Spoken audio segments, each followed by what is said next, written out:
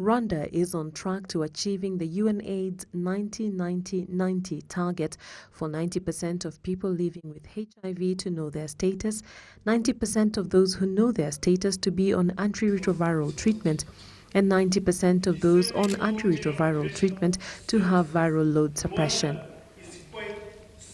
At a ceremony to present the findings of the Rwanda population-based HIV impact assessment today, Dr. Sabin Nsanzimana, Director General of the Rwanda Biomedical Center, said that the new data showed a reduction of new infections in Rwanda by 50%. So today we've seen new data that actually the prevalence of 3% has reduced to 2.6% from the age category 15 to 49.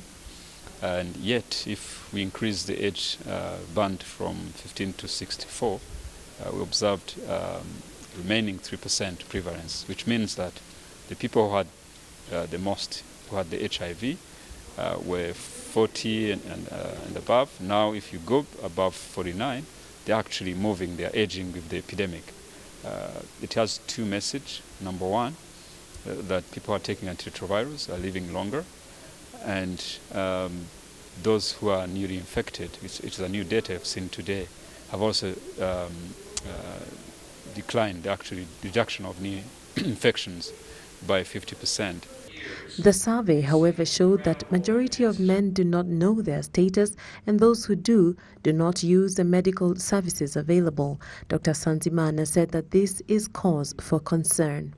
Females have higher prevalence of HIV, but for all other indicators of HIV, like those who don't go for testing, who don't take treatment correctly, for those who don't suppress the virus, even for those who die more, it's another data was not part of this survey, but is a data we have in other sources.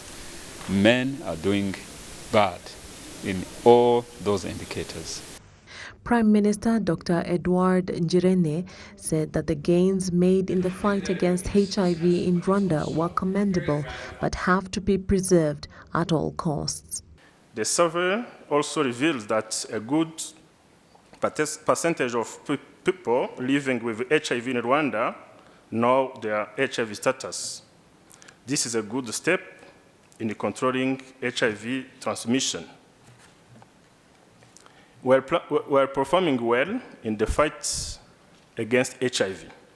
However, we need to maintain our efforts, improve on our approaches, and become even more innovative in looking for better solutions. Rwanda has become one of the first countries to make this great achievement.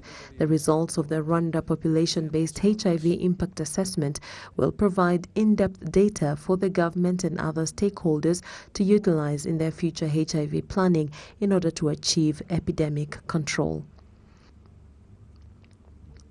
Fatima Tessi reporting for RTV. How exactly are we planning on using these data? We've seen some